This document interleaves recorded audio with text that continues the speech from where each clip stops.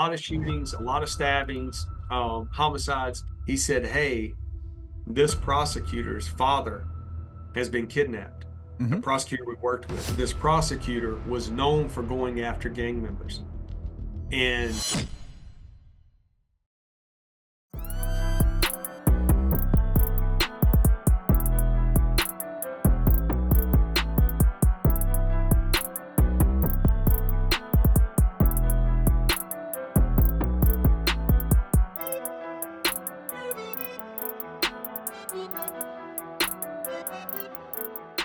welcome back to Internal Affairs, a police podcast. Again, IA Guy here with another special guest, all the way to the dirty South is where we're going today. We will be Code 6, but before we get our guest to come on, just a couple of things. Brian Sanders is, again, we met again through this podcast network that we have. And that I'm so blessed. Ever since I retired, I've had the opportunity to meet some really, really good people. Brian Sanders happens to be one of them. We exchange ideas. He's got a podcast we'll talk about. And it's going to be some fun. But you know what? Before we also get going, if you're wondering why I'm wearing this awesome jersey, Arriba Alianza. I just came back from Peru. You know what? My mom is una alianza, hincha de alianza. And, you know, my dad, you know, it's like everybody else. There seems to be more de la U than actual Alianza Lima. But for you, Mom, I had to wear it. And so let's get this party started and get Brian on. Stand by. Okay, Code 6 at scene. Brian, let me ask you something. You ever heard of Code 6? You guys use 10 codes. Let me take a wild guess, and you guys use 10 codes. Is that correct? yes. Yeah. And I think, I don't know, ours was 10-8. That meant like in service. Yeah, 10-8 means clear or something like that. You know what? Whatever, man. You know what? I'll stick with I never liked them. I never liked 10 Okay, codes. good. Because, you know, I'll stick with my LEPD culture and just go code. Code 6 to us means at scene. I always say don't forget to go Code 6 because there is a tragic landmark case that happened to one of our officers for not updating their, you know, their scene locations. So that's a whole different ball game. But brother, hey man, thanks for coming, man. I really appreciate you taking the time. I know as podcasters, you know, we're busy, right? What do you think? Yeah. Yeah. I just jumped off the mic less than probably 20 minutes ago, and I'm battling a little bit of a cold, so you got to bear with me. And I got you. You hear the accent, you hear the Southern accent. So I got like 3 battles I'm fighting here. Totally. You know what? Well, let me ask you this before we get on into all this internal affairs stuff. Do you believe, because this is the way I see it, is there will never be enough police podcasts for us to have a voice? What's your thing? Yeah, definitely. Definitely. It's the best. It's very similar to like the punk rock and hardcore scene where people just start their bands like organically and then they go on tour and have a really good time. Podcasting is the same way. Yeah. It's like I can't help but to not talk. So now I have a platform to be able to talk. So right. Well, you know, and interesting point before we get into all this, but I take it you're a big fan of punk rock? Yeah, dude. I was born and raised in the South, but we also had a scene down here. Okay. So I was able to go to a lot of shows. I started listening to punk when I was like 10 years old. Okay. And I still go to shows. Okay, so I don't want to give away your age too much, but you know I'm older than you. I can tell you that. Let me throw these 2 bands at you because I don't think you might know, you might not. So my brother, who was a major punk rocker, he had a mohawk that he used to put Aquanet and egg. Yes. Actually blow dry it to go to all these shows. To watch all these bands and dive off 12-foot speakers and actually light people's hair on fire. You know what? That's pass out of set. And the pit is a whole different ball game. My brother always says, hey, man, you're a wuss. You're soft. You know, you need to go. That wasn't me. You know, I'm from the Run DMC era, you know, when they came out in the 80s. I was all into hip-hop, but I just had to go. One evening on New Year's Eve, I think it was, I went to go watch the Dead Kennedys and Fishbone. And so if you actually know those two bands, then you know what? You got your punk rock heart, bro. You're legit. Dude, just look back here. I don't know if I've got a Fishbone or Dead Kennedy's flyer, but Circle Jerks are back here. Yes. Descendant. Oh yeah, I thought you were LA. going to throw Suicidal Tendencies out there for You one, know man. what? All I wanted was a Pepsi. Yeah, I get you, bro. Suicidal Tendencies was huge. Yeah. Circle Jerks, Social Distortion. Yeah. I mean, you talk up. There's a band, the Descendants. They were very local in LA. LA was a big scene, so I can relate just a little bit. Don't let all this fool you. Don't let the soccer stuff fool you, or the cop fool you. But I got a little punk rock in me. Yeah. Yeah, I loved it. I grew up in that scene. Ran from the police a little bit. Skated, was in the skateboard scene, and that was kind of like my claim to fame. Once it came out in the police department, awesome. That awesome. Well, hey, bro, let's break bread. Let's talk about some internal affairs stuff. And right off the bat, let me ask you this: you came on the job about 20 years ago, right? And so 20 years have gone by. Take you back to when you're in the academy. Did someone from internal affairs come in and say, "Hey, look at us, we're IA. Let us tell you what we do," or did one of your FTOs tell you anything about IA? Because here's where I'm going with this. You and I can agree that IA is like this monster. They're like these evil people. They're bad. They're the dark side. There's a whole bunch of nicknames, and so one of many reasons to create this. This podcast is to somehow, some way, try to have that impact that, look, it's not so negative and maybe we can make it positive. And so, and decades have gone by and that negative stigma still exists. So talk to me, man. Anybody, what was your impression of internal affairs back then? Yeah, I was what was called a pre-hire. So right as I got hired for the department, they took a couple of us and said, hey, you can go pick up shell casings at the firing range. You can file reports, and you do these odd jobs until the academy actually starts. Okay. My first experience with internal affairs, I wasn't even in the police academy yet. I was at a firing range or qualification range. I know where this is going. Yeah, and that was our detail for I don't know a couple of weeks. And out of nowhere, get a phone call, and it's like, hey, you got to talk to IA. And I knew what internal affairs was, because I was raised in the era of Serpico and that sort of thing. So I knew they existed, but I had that was my introduction. They sat me down. Hey, just so you know, there's a complaint, and it had to do with some type of sexual harassment phrase that an instructor said to another pre-hire. Right. I wasn't in the room when it happened.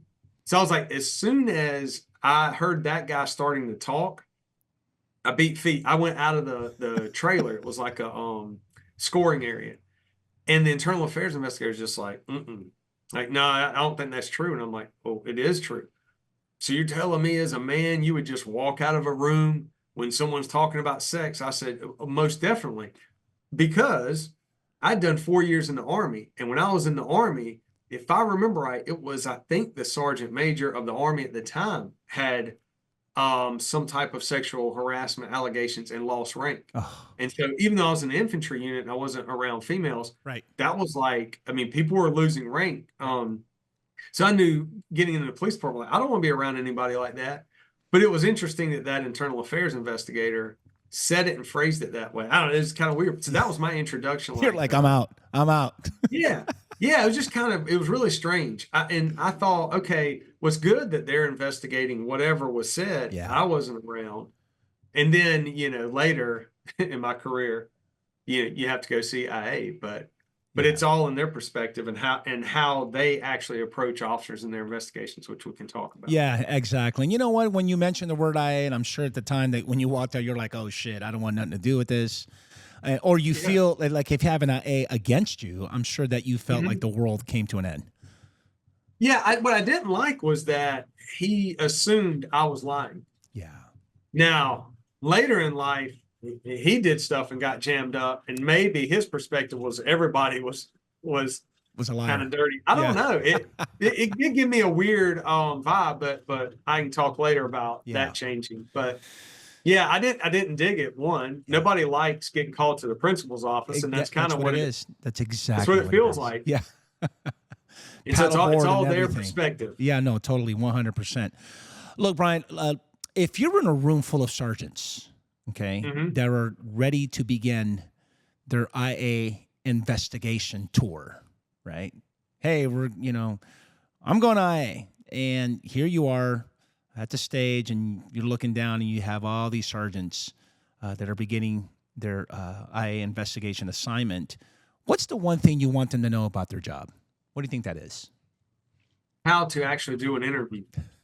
And I say that because my experience was that often internal affairs investigators did not come from violent crimes background. They did not work robberies, aggravated assaults, or homicides, or anything else a lot of times. So their interview skills were really, really weak. They're reading body language, all of that. So I would say if someone is going to internal affairs and they have no experience interviewing, get some and either do it in training courses, go to whoever's known in that department as being a really good interviewer and ask them, hey, can I just sit down and watch your interviews? Can you give me 10 minutes of your time and slowly build that rapport and get that information from that detective? Because not everything's going to come in the classroom, but that's my biggest problem I've seen with internal affairs investigations is that not having a very strong investigator background. Right. So you've seen that from your lens, from your experience. You didn't hesitate to say it was interviewing skills. Let me ask you a follow-up question. Who's accountable for not preparing you for this assignment? Who do we hold accountable? Would it be both parties, the department and the actual person? Because here's the deal. You say, hey, Brian, you're going to internal affairs. Would you? I suppose one of the answers should be, well, hold on a second, LT or captain or whoever. I need to get some experience or prepare myself for this job. What do you think? Definitely. I was fortunate in my department. I always keep things vague because of my background, but in my department, if you got really, really good at something, that's kind of where you were able to kind of get channeled to. So when internal affairs conversations would come up, I'd stiff arm them like, nope, I don't want to be in internal affairs because my strong suit is gangs and homicide work and violence. But I loved that there were other people in the department that wanted to recruit out of violent crimes. They wanted to get those detectives as they made sergeant to get them in there. I think it's a department, it's their job to be able to create an environment and get a deep bench, like in sports, have people trained and get that experience and give the sales pitch so that they understand it and they want to come over there. Yeah. I think that's the big thing, that it's this idea of, and I go off on a tangent and tell a lot of stories, so I will keep things minimal on that. But like I said earlier, I was raised in that era of Serpico. So my thing was, join a department. If I find police corruption, like I'm outing them. I'm going to go straight to internal affairs. Like I don't want to serve with corrupt cops because of my background in the scene and stuff. I was skewed a little bit because of personal experiences with police officers. Yes. Then I assumed that there were going to be a lot more of that, and that was not the case. But the department itself, I think, has to build a culture of like that where, hey, if you get pulled for internal affairs, it's not punishment. It's bettering the department. Yeah. And this is why, because you're very strong in interviews, you're very strong in investigations, and the officer who gets that criminal complaint or even professional complaint is going to get the best service in IA that the citizens get when it comes to robbery, homicide, or aggravated assault. Like that, to me, that the department has to build that culture and that training. Yeah. So if the department if it doesn't have its own internal interview classes and their own instructors, you go outside of that and you find the experts and then you bring them in or pay to get the training. That's the big problem too, is departments won't pay to get their people trained up, but then they want them to perform at such a high level that they don't naturally do that. Some people naturally are good at interviewing, but I think that falls on the department.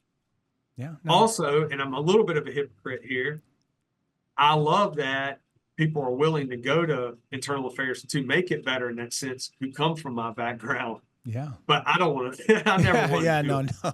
Yeah. Totally. You know what? It's would you agree that also, and I thought about this, and we asked this because I teach internal affairs and investigation course. It's post certified here in the state of California through Savage Training Group.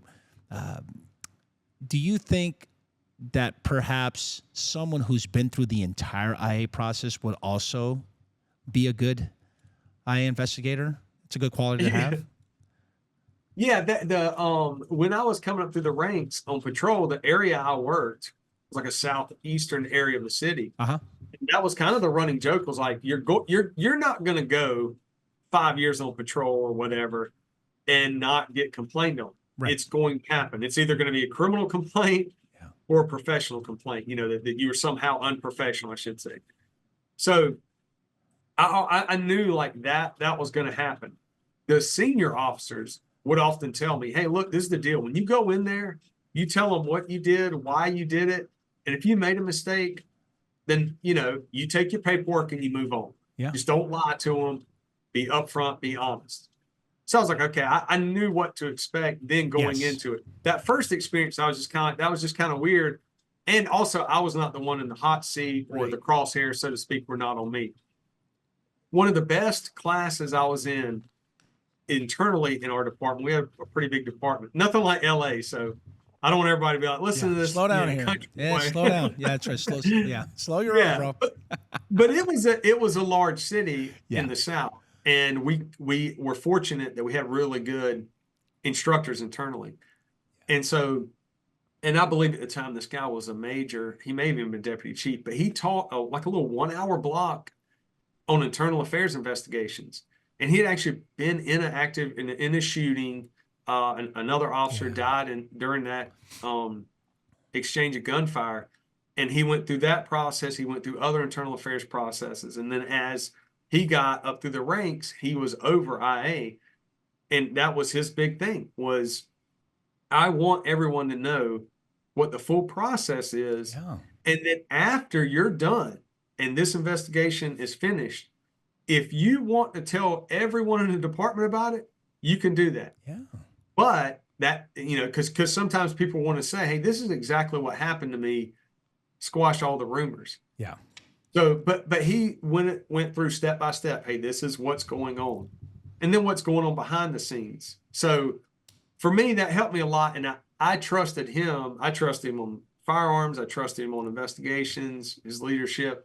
So it was just kind of a great way for me to see this is what internal affairs can be, and how professional it can be, and understand to go through the process. I think probably one of the best IA investigators that I knew was a patrol sergeant in my district, and later was a robbery sergeant, and then went to internal affairs. Yeah. And he had been through it, numerous times, because he was a go-getter. You know how it is. Like it's almost like in the police world, when an officer detective encounters somebody and they have to explain to them that they are a suspect or a potential person of interest in a crime. And then people get defensive or upset, and it's kind of like, okay, you may not have done anything wrong. I just got to clear your name.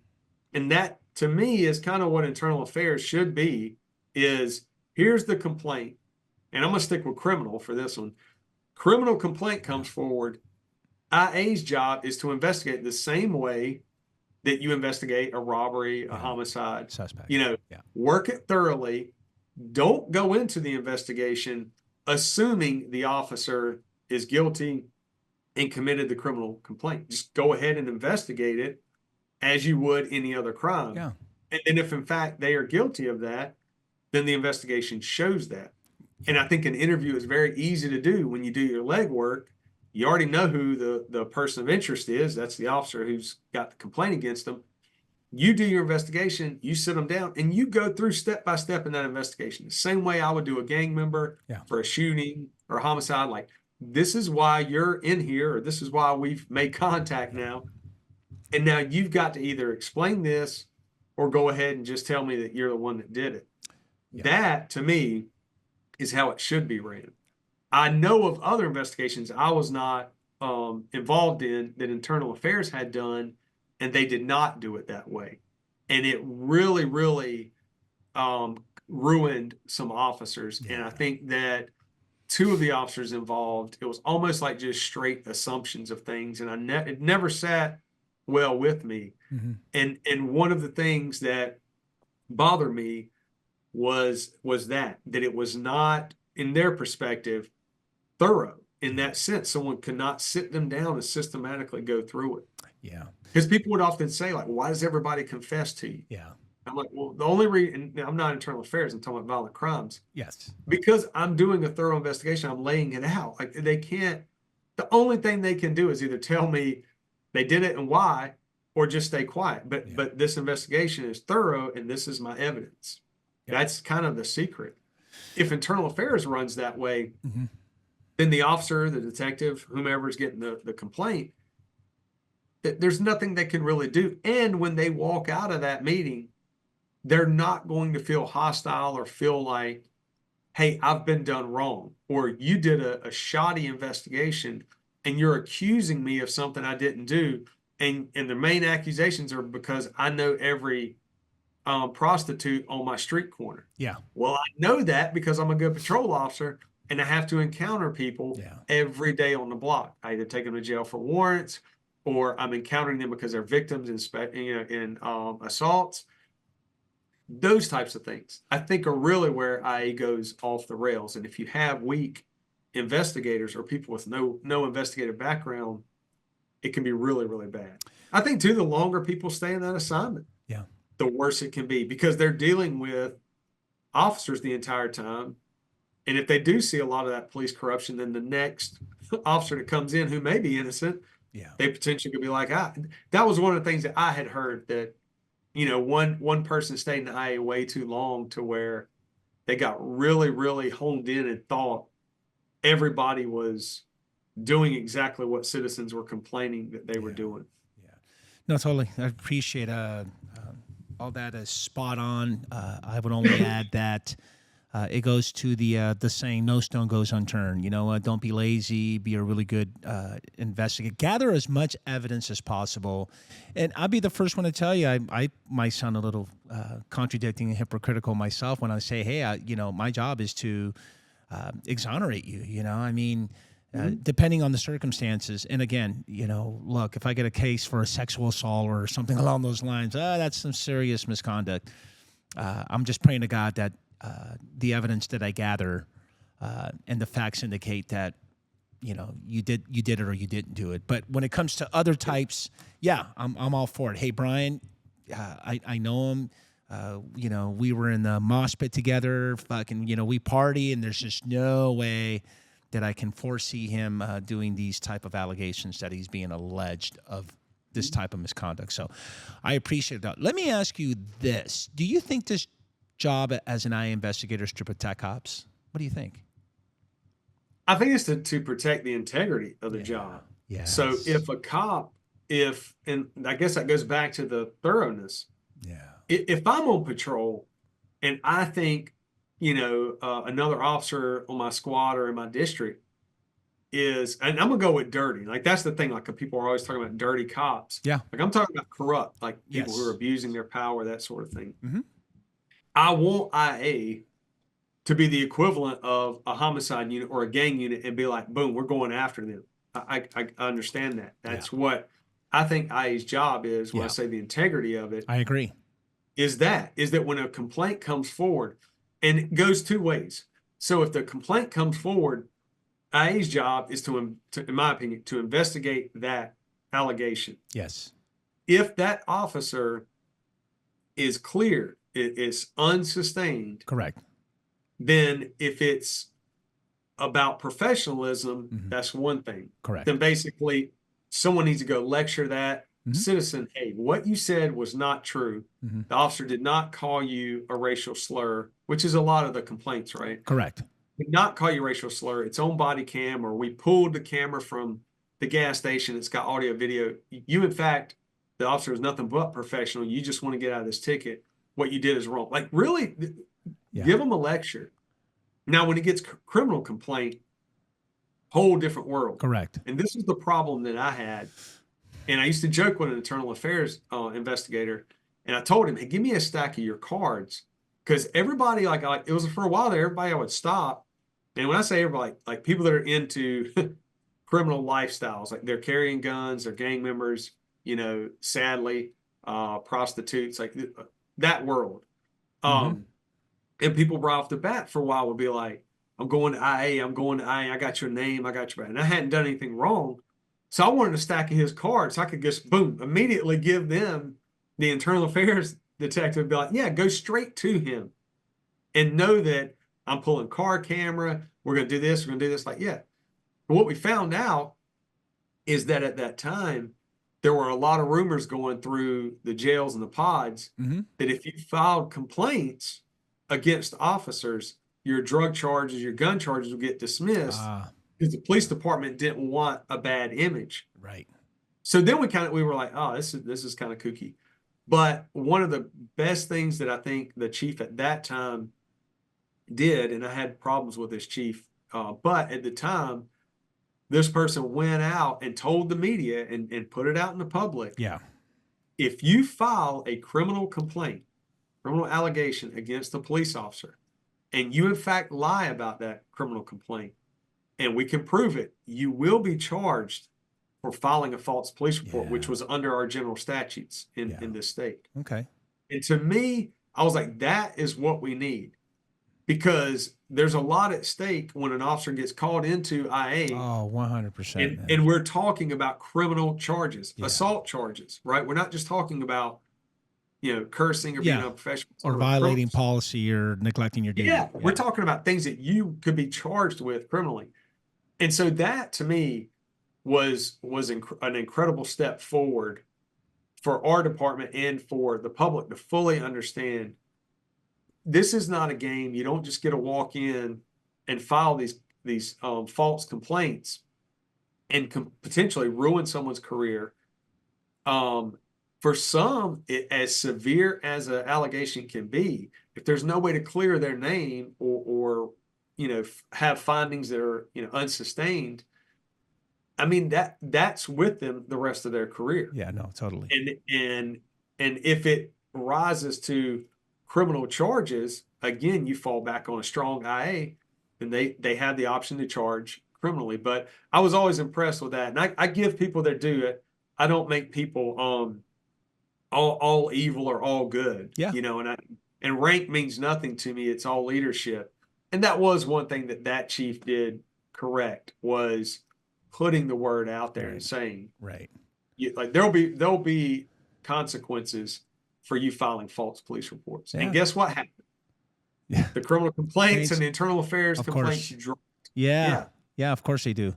Yeah, I've come to learn and experience that the majority of complaints that are made by the public are not necessarily sustained complaints.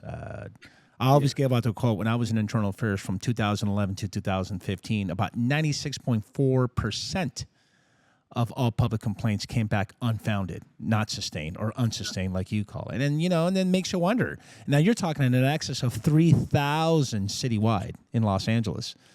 So people sometimes see things, or they say things, or they make a complaint that it's going to be self-serving, that'll benefit them, like you said, getting out of a ticket or wherever the case may be.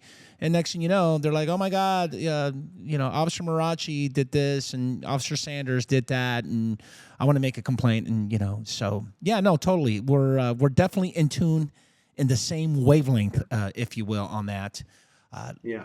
But thank you for that. Let's move on, bro. Hey, one of my favorite segments here is a trip down memory lane. I'm going to keep it kind of simple with you, because I just came up with this question and I'm kind of all pumped up about it. Look, you did 20 plus years as a law enforcement officer.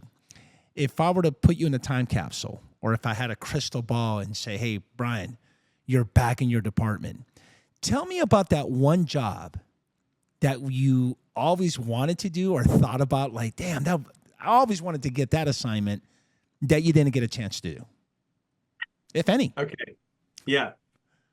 So there's really not one. I'm going to explain why, but then I'm going to tell you one that I kind of always had on the horizon. Uh-huh.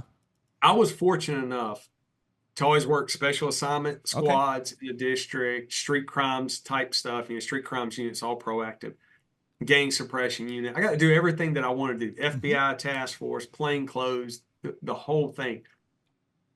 And so when I retired happy, healthy. But one of the things, my ability, if I wanted to at one certain point, to put in for a promotion to captain, had actually been limited at that time based on status, whether you take a certain mandated jab or vaccine kind of thing. Okay.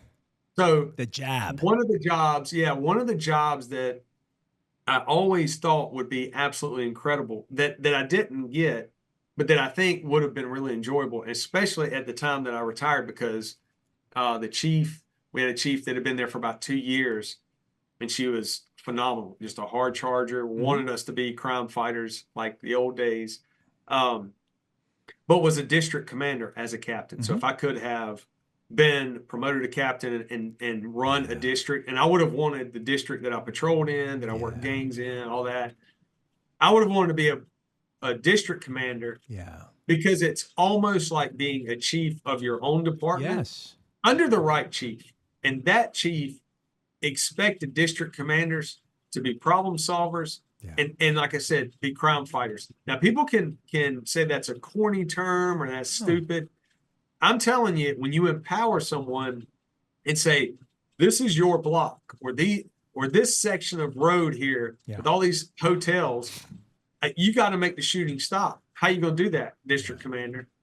And that's what I would say the only job that I ever thought I would dig that, because I enjoy solving problems, but I love like having a team of motivated officers. That was my thing. So, and I say that too, there is a movement almost across the country of officers getting disgruntled, and then almost like they complain and say, oh, if you're a lieutenant or higher, you've sold your soul. Yeah. That happens here too, bro. You're not the only one. And man, my thing was the opposite. Like, no, hold on. If I can get a certain rank and a certain seat at the table, I can now influence change wherever it is. If it's a detective division, if it's patrol officers, if it's bringing back like a street crimes type unit, whatever it is, hey, I get to have a say-so in that. Yes. And it's really incredible if people will stay the course and know that leadership changes constantly, especially higher ups. If you can get to certain ranks, you can influence that change. That's legit. That's not motivational commercial, infomercial. Like, that's legit. That was my experience. And I've talked to enough people in my training and stuff that's their experience too in a lot of departments, when they just do it tactfully and just know how to influence people. Like, you don't have to bang heads with everybody. Yeah. No, I totally appreciate that, man, because I'd be the first one to tell you that that's spot on in terms of, the desire to actually make change. And more than anything, you get to have a major impact as a district commander. So I appreciate that, man. Hey, look, story time. And you and I have been talking, and let's see. I'm going to leave the floor up to you, but you know what? Talk to me about this gang suspects that were in custody, and for whatever reason, they just turned into a huge IA, and you're right in the middle of it. What do you got, bro? What's up, Ryan? What happened, bro? Yeah. So I was a young patrol officer, and I loved my area. I had a certain section. Back then we would say beats, or you can call them area of operation, area of responsibility. But my beat was wide open. Okay. A lot of shootings, a lot of stabbings, homicides. But it was gangs, like a large influx of gangs. Okay. So in the South, people laugh and they hear the way I talk, and we have in the city I was in 22 separate sets of Bloods. Okay. 8 separate sets of Crips. Okay. About 3 to 4 active chapters of gangster disciples, vice lords, Latin kings, multiple cliques of Serenians, like it, and also the 1%er world in motorcycle clubs. Okay. But you wouldn't know that hearing my accent or if you've never been to the South. But it's a Yep. huge expansion. So at the time, I was a patrol officer, but I loved working gang angles and Okay. knowing gang members and knowing, where they are, what they're doing. So I go to a burglary call. Okay. So I'm canvassing, I'm knocking on doors. And at that time, we had what we called beat bags. So we had these they were like old bank bags, but they had hand or printed arrest warrants. Okay. And so what you did was, because your area, you had to know everybody. You would have, like, for me, I had 2 separate bank bags full of active warrants. Okay. So in between your dispatches or in between your calls for service, you're trying to arrest people. Like, you stay on the go constantly. So Okay. every morning you go through your bag and it's got the person's picture stapled to the paper and their name and what the charges are. You commit that to memory and then you start working it. So I knew there was this guy who's a gangster disciple in a apartment complex hanging around that area. And so there was a warrant in the beat bag with his picture on it and his name. So I'm like, okay. So I had it committed to memory. So at some point I'm doing this canvas and I come up to this apartment and I knew that was the address on the warrant. I knock on the door.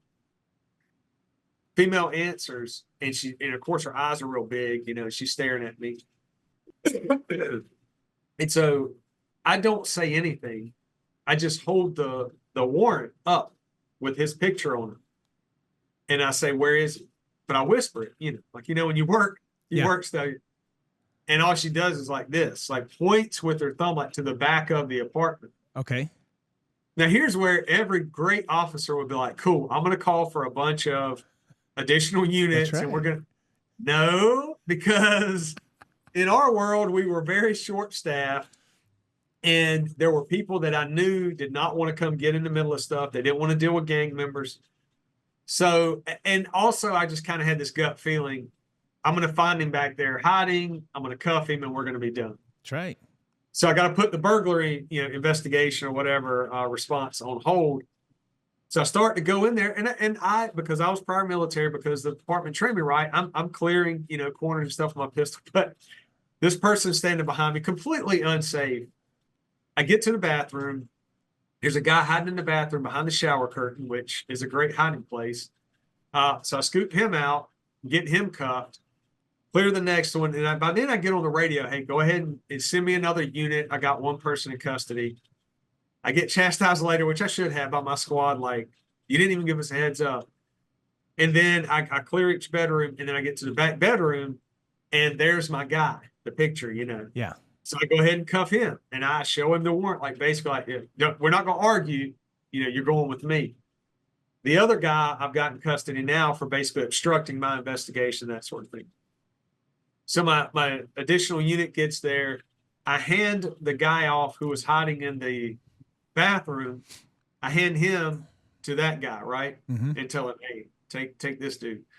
And then I've got the other guy. So I end up doing all that. We process them. No big deal, right? Then later I get the phone call. And so I go to the station, which this was kind of cool. The IA investigator was like, hey, don't worry about coming to me. I'll come to you. Right. You just come to your station and we'll sit in your sergeant's office. Okay. Okay, cool.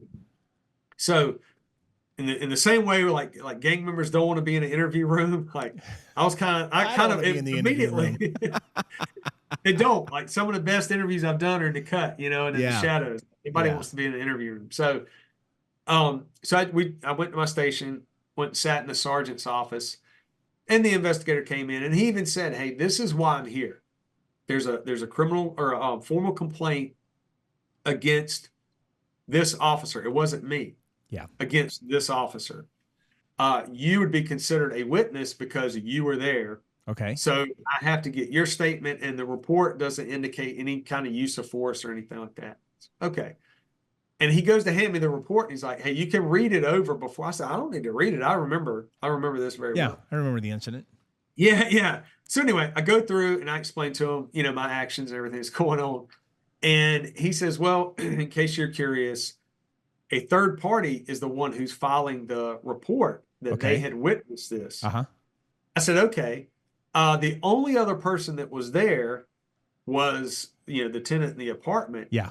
And that person was not, outside when this allegation that you're saying happened. Because what the allegation was is that the other officer Got it. had assaulted the other person in cuffs. Okay, so that was the allegation.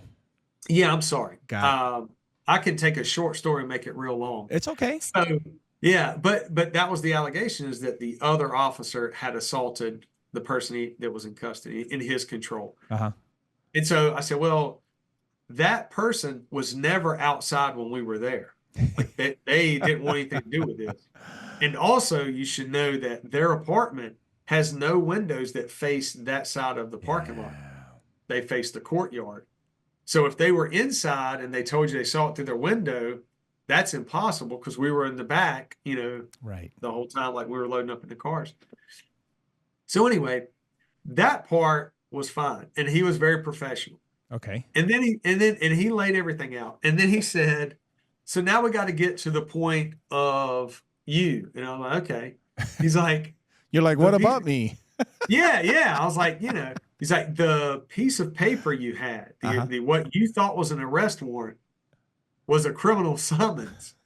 And out here in the South, where I am in this state, we have a criminal summons. And I don't know if everybody has them, but basically that means somebody went to a magistrate, okay, and talked to the magistrate about a complaint. And then the magistrate issued something that basically says, hey, you have to appear in court to discuss this matter. Got it. So essentially, it's not an arrest warrant, but the problem was, at that time, the front desk officer is who would print off this paperwork, print off the person's arrest photo or a DMV photo or whatever, or license, and staple it to the paperwork. Now, we didn't do that. We just got it in our bag. Right. Were you told, if I may interject, were you told that, hey, this is the arrest warrant for this dude?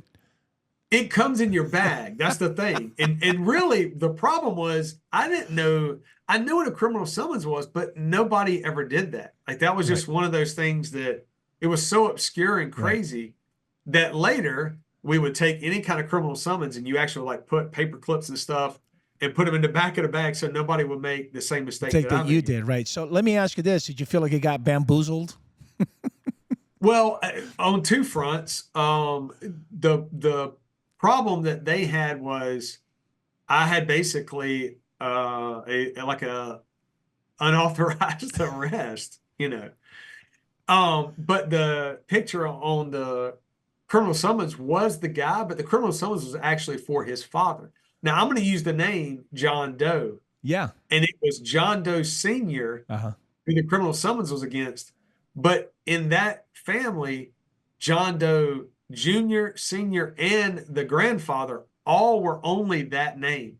They did not go by first, second, third, or junior, senior. Got you. There was no indicators. I like it. I like it, bro. Your mitigating circumstances are working already, man. I got you at an unlawful arrest.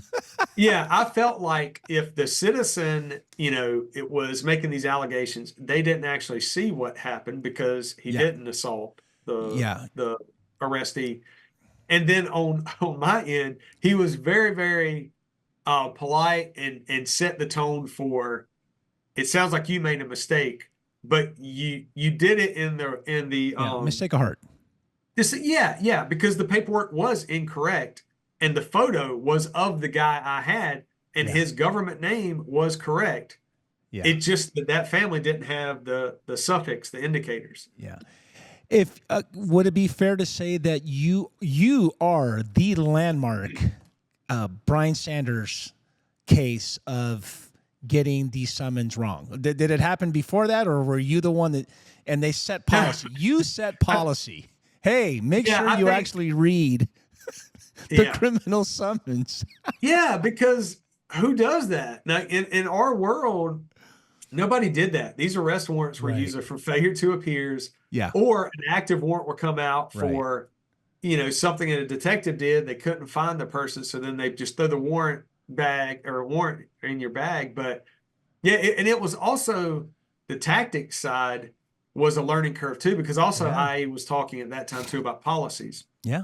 And that's where I say, like, some departments have like inspections and internal affairs and So at that time, everything kind of fell under that one umbrella. Right. And I had learned from my squad members too, like, hey, that was dumb for you to do that. Right. But also, I had to explain to some of them, yeah, but you wouldn't have responded anyway. Yeah. Because you don't like dealing with gang members, and Yeah. I'm to go and deal with gang members.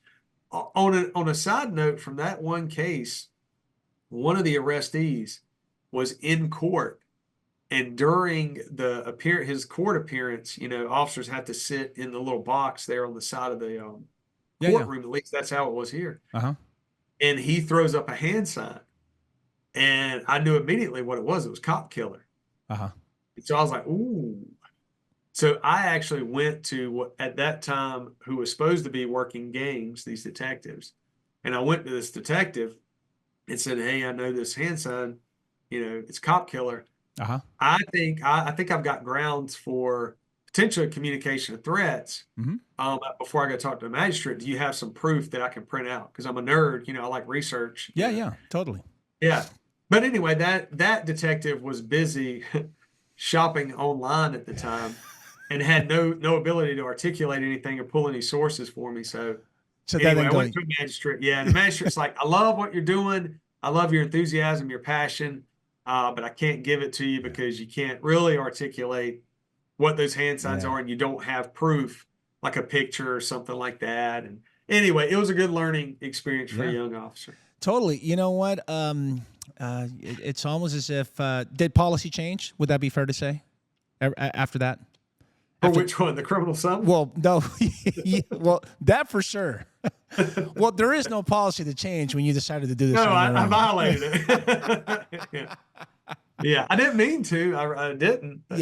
Yeah, totally. Hey, man, you know what? Lessons learned. Thanks for sharing. Really appreciate that. It goes without saying, and for anyone who's watching and listening out there, you can probably agree with me with this, is that it certainly wasn't the first time that has occurred, and it's probably won't be the last time that something like that happens. You know what? That's why we have this podcast. That's why we have this platform, so that we can all learn from some mistakes that are of the heart, and move forward. Hey, bro, man, thanks for sharing that. Let's move on to, hey, give me worst incident in your career.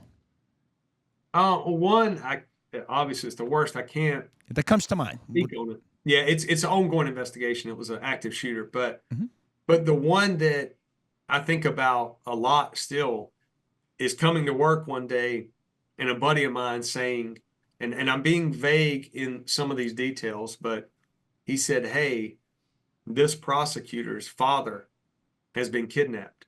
A prosecutor we worked with. I did multiple gang cases with this prosecutor. And I was like, no. At first, I thought he was joking. I didn't understand the punchline or what it was going to be. I was like, what? And he said, no, he's been kidnapped. And they're rallying right now, the FBI and several agencies. Okay.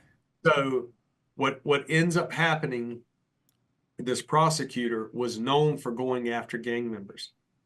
And her thing was often, hey, give me a timeline. Hey, do you know details? Like, she pushed for me to go in and train prosecutors on gang identification and things. Just a real ally in the gang investigative world. A gang member, and I won't even say his name because I don't want to give. No, totally. Please. Wow. Thanks for sharing, though. He was the highest of the high for a certain blood set. And on the East Coast, they use terms like he was the GF, he was the godfather. He's a big fish in the pond. Yes. And so he was actually in custody at a correctional facility, sentenced life in prison for a shooting that had occurred in our jurisdiction. Okay. And she was actually the prosecutor for that investigation. And then he was indicted and convicted. He launches a kidnapping plot from inside of the prison. And several subjects travel from a few states away to her father's home and kidnap him from the home, transport him back to where they came from, the city.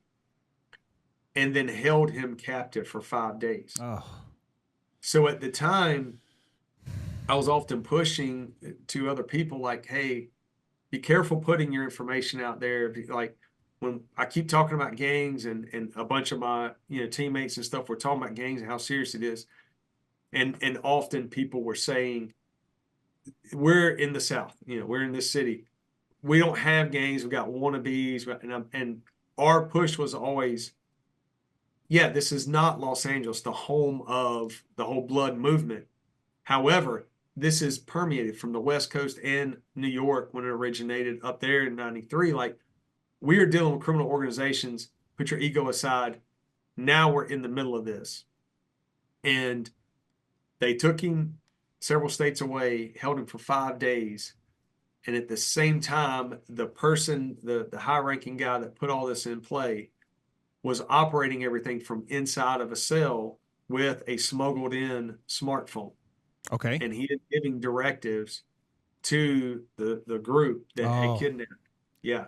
And basically telling them day for day what to do, how to do it, what was becoming inevitable. Yes. And at that time, a lot of people don't understand interagency workings. Mm-hmm. And the FBI in our area were cream of the crop. Like, I worked with 3 agents, and 2 of them I worked with them constantly on an assignment. Okay. They knew their stuff. And when this happened, this was on the national level. Yes. So everyone begins to pour into our area. They set up a command center. They start working what they have. My side role in it was sitting in and going through information and explaining information to federal prosecutors. Uh-huh. The background of this guy, the gang inner workings, all of that stuff. They end up bringing in very good units that were able to track down where he was being held captive. And then the FBI's HRT team blows off the doors in the apartment complex and rescue him and are able to get him back to his family. During that incident, when that was all going on, yes, it was one of those things that for our area, people could not imagine that. And there were several of us that knew how bad things were getting. Now, I never thought that was going to happen necessarily, but I knew that things were escalating. The organizations were getting more and more entrenched, more influence from people coming from New York and California, other gangs like Chicago-based gangs. So when that happened, it put everybody on edge, obviously. And then coming out of that, agencies started understanding, okay, what's our strategy? What are we going to do to address this threat that's here now? So from that, anybody who's listening to this right now, if you're in any kind of leadership role and you have subordinates coming to you and telling you what your threats are, like, listen to them. Yeah. Sit down with a pen and paper, or you're typing your notes on your laptop, whatever. Yeah. Listen to what they're telling you, because they're the ones doing the debriefs. They're the ones coming up with the ideas. And in order to disrupt a lot of activity like this. So the reason in the inner workings of this, that it did not occur in certain people that would have been on our radar locally, because things were going on behind the scenes, that gang was being disrupted and leadership was changing and what they call set flipping. So it ended up being a plot that left our area and went several states away. Oh, wow, man. And that's something that, and I'm only telling you a fraction of this. Of course. It's absolutely horrible when you get into the details of it. Oh, yeah. And what was going to happen. And that was here. And so at that time in my career, I think I was about halfway through it. Mm-hmm.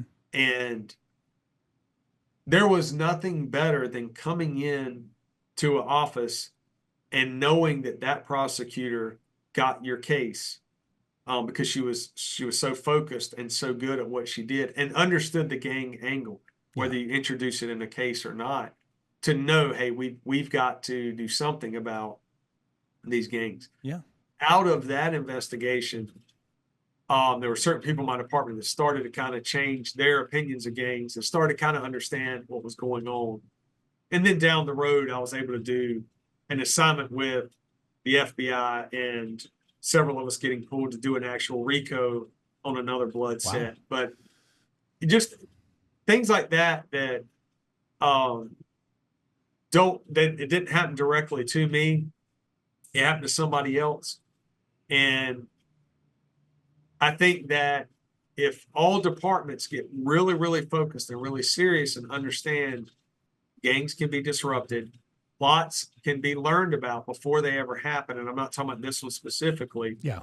But if you work informants, if you work intel, if you address gangs with as much tenacity as our military did against terrorist organizations, your cities will be much safer. And potentially you will learn about murders that are being planned, commercial robberies that are being planned, and then you go and disrupt them. So on a personal level, that one was horrible.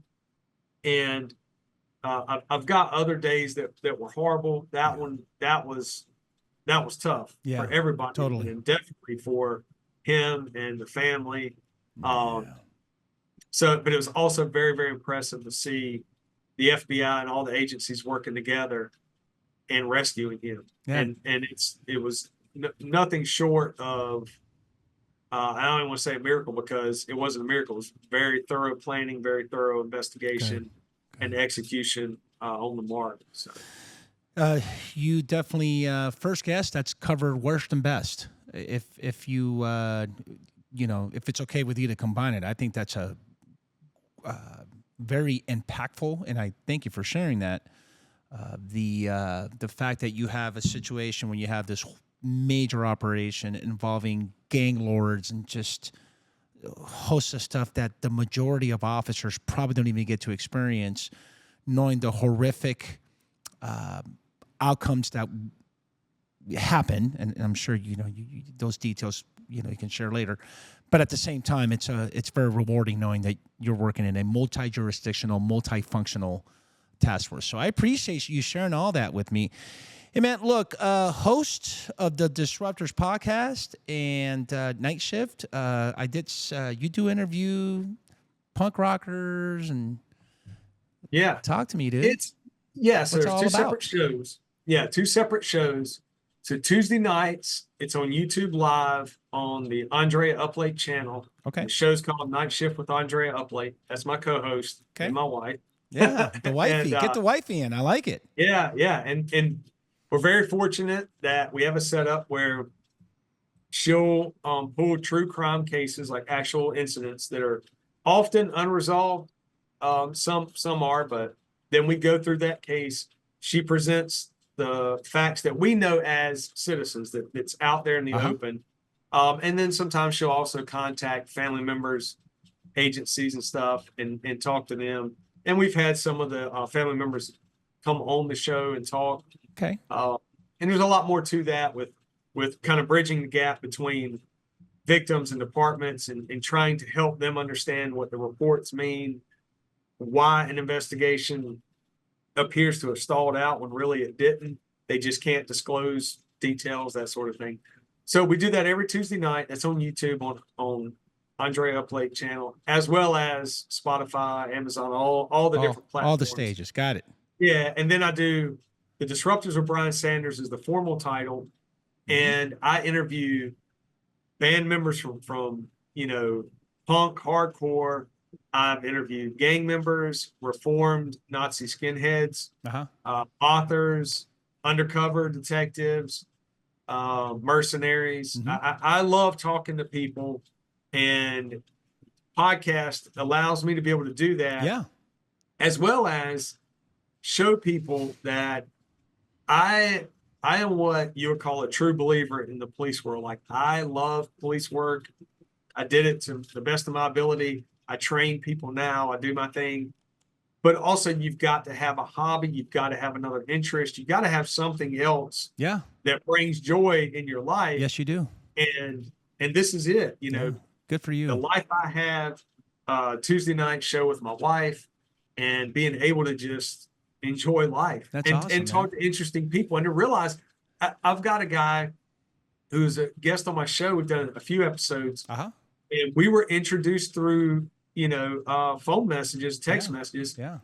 by a person in another state, and he was like, "Hey, you need to check this dude out. He did 18 years in prison, Wow. and out, and his whole background was, prospect at one point, approached by the AB or Aryan Brotherhood. He was in the Nazi skinhead movement prior to that, and before that, he was a Satan disciple, something completely different, which is a gang out of Chicago. I love Not anything to do with racism. So people like that he and I've done these episodes, and we message and we talk, and That's awesome.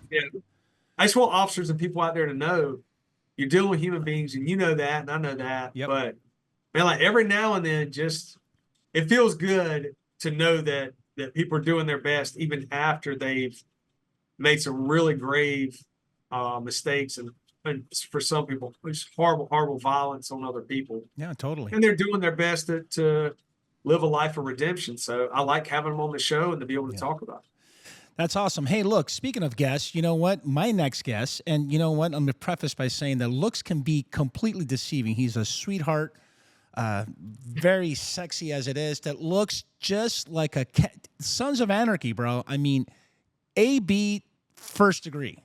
But, he was a cop, and he has a great story, and I'll send him your way. I know he's a great storyteller, and he was a hell of a cop, and I'll tell you what, man, when I first met him, I'm like, wow, man, you know what? It's just like anything else. I had a partner that looked like the Marlboro Man. Swear to God. Okay.